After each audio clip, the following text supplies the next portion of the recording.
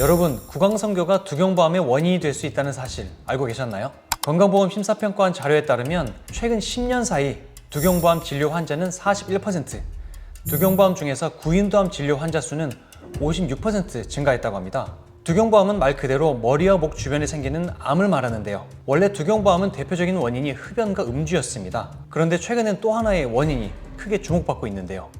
바로 인유두종 바이러스 HPV입니다. HPV는 원래 여성의 자궁경부암 원인으로 잘 알려져 있지만 이 바이러스가 구강을 통해서 인두 부위로 옮겨지면 구인두암 같은 두경부암을 유발할 수 있다는 연구들이 계속 보고되고 있어요. 특히 HPV는 대부분 성접촉을 통해 감염되는 특징이 있기 때문에 HPV 감염자와의 구강성교가 바이러스를 구인두로 옮기는 경로가 될 수 있다는 것이죠. 오늘 영상에서는 HPV와 두경부암의 관계에 대해서 알려드립니다. 끝까지 집중해서 봐주세요. 알려드린 내용만 기억하셔도 불필요한 걱정은 줄이고 필요한 확인은 놓치지 않을 수 있을 거예요. 인터넷에서는 구강성교를 하면 암이 걸린다 이런 말이 있던데 이 말 사실인가요? 구강성교를 하게 되면 성교 과정에서 발생하는 HPV 감염의 접촉으로 인한 가능성이 증가하게 되고 일부 사람에게서 두경부암이 생길 수 있는 가능성이 올라가는 것이죠. 그래서 단순히 구강성교를 한 번 했다고 두경부암이 생기는 것은 아니다. 이렇게는 생각할 수 있겠지만 위험성이 완전히 제로다라고 얘기하기는 좀 어렵지 않을까 생각합니다. 그럼 왜 요즘 두경부암 이야기할 때 HPV가 자주 언급되는 걸까요? 예전에는 두경부암의 주요 원인은 흡연과 음주였습니다. 그런데 최근에는 HPV와 관련된 구인두암, 특히 편도암이나 혀기저부암의 빈도가 점점 늘고 있는 게 사실이고요. 그래서 의사들이 HPV도 중요한 두경부암의 원인이라고 생각하고 거기에 대해서 설명을 하고 있는 것이죠. 또 많이 헷갈려하는 부분이 또 이겁니다. HPV는 입으로는 안 옮는다면서요? 입을 통해서 옮기지는 않습니다. HPV는 공기나 침을 통해서 퍼지는 바이러스는 아니고요. 다만 이제 점막과 점막이 직접 닿는 상황에서는 바이러스가 상처난 점막을 통해서 표피층을 통과해서 감염이 발생할 수는 있습니다. 즉 구강성교에서 감염 위험성이 높아진다고 할 수 있겠고요. 또 빈도도 중요합니다. 한 번 정도의 접촉으로 인해서 생기는 것은 아니고요. 반복적으로 지속적인 긴 시간의 접촉에 의해서 위험성이 올라간다고 볼 수 있겠습니다. 그러면 키스로도 옮을까요? 또는 뭐 밥을 같이 먹을 때, 숟가락이나 젓가락을 같이 공유할 때, 뭐 술잔을 공유할 때 그때도 옮을 수 있을까요? 이 부분은 좀 더 분명하게 말씀드릴 수 있습니다. 일상생활에서의 접촉은 키스, 식기, 침, 술잔 등에 의한 노출은 HPV 전파 가능성이 매우 낮다고 볼 수 있겠습니다. 침에는 우선 HPV의 농도가 낮고요. 접촉 시간이 대부분 짧기 때문에 일상생활과 같은 짧은 접촉 시간에 생긴 경우에는 대부분 안전하다 이렇게 생각하시면 되겠습니다.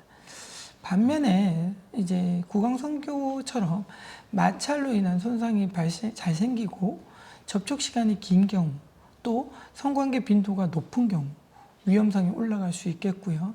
이는 구강성교뿐만 아니라 성기 간의 접촉, 그다음 성기 항문 간의 접촉과 같은 점막 대 점막의 접촉일 때는 위험성이 점점 올라간다고 볼 수 있겠습니다. 정리해서 말씀드리면 일상생활에서의 이제 접촉은 대부분 안전하다고 보시면 되고요. 성적 접촉은 조건과 상황에 따라 조금의 위험도의 차이는 있을 수 있다. 이렇게 이해하시면 되겠습니다. 그럼 이 구강성교는 해주는 사람이 더 위험할까요? 아니면 받는 사람이 더 위험할까요? 의학적 확률적으로 봤을 때는 아무래도 HPV가 있는 이 성기나 항문에 구강적 접촉이 일어났을 때 위험성이 좀 더 높다라고 보는 게 맞을 것 같습니다. 그리고 또 이런 반론도 있는데요. 역류성 질환도 두경부암의 원인이 아닐까요? 또 만성 자극도 두경부암에 영향을 준다고 들었는데 또 하나는 두경부암에 걸리면 마치 낙인을 찍히는 것 같다.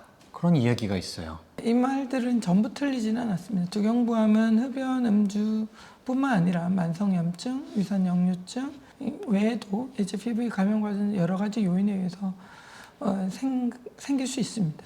그러니까 HPV는 그 중에 하나일 뿐이고요. 통상 HPV 감염으로 인한 두경부암은 예후도 좋아서 치료하는데 어렵지는 또 않습니다. 그런데 이제 모든 두경부암 환자를 HPV 감염으로 몰아가는 것은 문제가 있다라고 볼 수 있겠고요. 아직까지는 HPV보다는 일반적인 원인이 되는 것들로 인한 자극으로 인해 생긴 경우 아직까지는 훨씬 더 많다 이렇게 보면 되겠습니다. 그러면 이제 안 걸리려고 하면 어떻게 해야 될까요? 현실적인 기준은 이 정도입니다. 이제 우선은 예방접종 같은 거는 도움이 좀 될 수 있습니다. 특히 성접촉이 별로 없었던 어린이일수록 좋고요. 성접촉이 적을수록 효과적이라고 볼 수 있겠습니다. 성관계 시 이 콘돔 같은 걸 사용을 해서 점막과 점막 간 접촉을 위험성을 줄인다면 아무래도 그 위험성으로부터 조금 안전하다고 볼 수 있겠고요. 그 다음에 또 파트너가 좀 많을수록 아무래도 확률상 HPV 감염의 위험성은 올라간다고 볼 수 있겠습니다. 그리고 성기나 항문, 구강에 상처가 있을 때는 감염의 위험도가 높아지기 때문에 그런 컨디션이 유발될 수 있는 행위나 그런 컨디션에서 시행되는 그 성접촉은 좀 피해주는 게 좋지 않을까 그렇게 생각하시면 되겠습니다. 가다실 예방접종은 나이가 어릴수록 성관계 하기 전이면 좋다고 말씀을 하셨는데 그러면 나이가 있으면 지금 40, 50대가 넘어가면 가다실 접종이 의미가 없는 걸까요?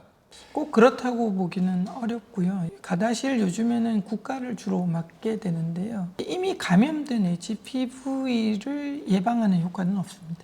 그러나 이 HPV는 여러 가지 아형을 가지고 있고 그 아형마다 암을 유발시킬 수도 있고 그냥 양성 질환을 만들 수도 있고 이런 차이가 좀 있기 때문에 접종을 해주시게 되면은 이미 감염되지 않은 그 HPV 다른 아형들에 대한 예방 백신 효과는 있기 때문에 전혀 의미가 없다라고 보기는 어려울 거고요.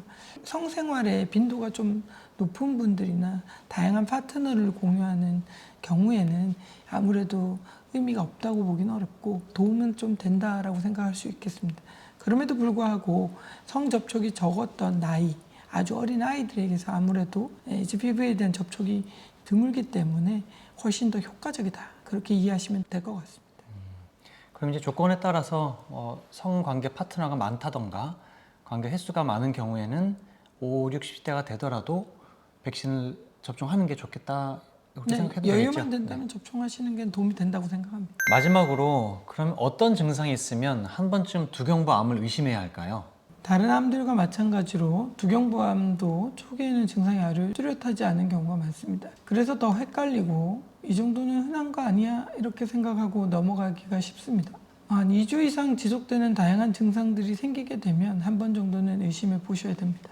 대표적인 증상은 목에 뭐가 걸리는 느낌이나 만져지는 느낌, 그리고 한쪽 편도 유독스럽게 조금 더 커져서 이물감이 느껴진다거나 불편감이 느껴지는 경우, 그럼 입안이나 혀에 이제 상처가 생겼는데 잘 안 아물어서 계속 지속되거나 하얀색 변형이 오는 경우, 이유 없이 목소리가 좀 쉰다거나 그다음에 삼킬 때 불편하게 하거나 통증 같은 게 생기는 경우, 그다음에 목에 멍울이 만져지는데 크게 줄지 않는 그런 컨디션일 때는 한 번 정도 두경부암일 수 있겠다라고 고민해보고 진료를 한번 받아보시는 게 좋을 것 같다고 생각됩니다. 그럼 이런 증상들이 있다고 무조건 암을 걱정할 필요는 없죠? 네, 물론 아닙니다. 대부분 암이 아닌 경우가 훨씬 많고요. 암증이나 이런 경우가 훨씬 더 많고, 다만 두경부암은 초기에 대수롭지 않은 증상처럼 시작되는 경우가 많기 때문에 증상이 오래 간다면 한 번 정도는 확인해 보시는 게 필요하다. 이렇게 생각하시면 되겠습니다. 오늘 이야기를 한번 정리해 보겠습니다. 아무래도 오늘 영상을 보면서 이 세 가지만 기억하셔도 될 것 같은데요. 일상생활의 접촉은 대부분 안전합니다. 그리고 위험도는 성관계나 성생활의 조건에 따라 좀 달라질 수 있고요. 백신과 검진은 명확하게 도움이 된다. 이렇게 생각하시면 될 것 같습니다. 지금까지 세니비뇨과 송유선 최윤석 원장이었습니다.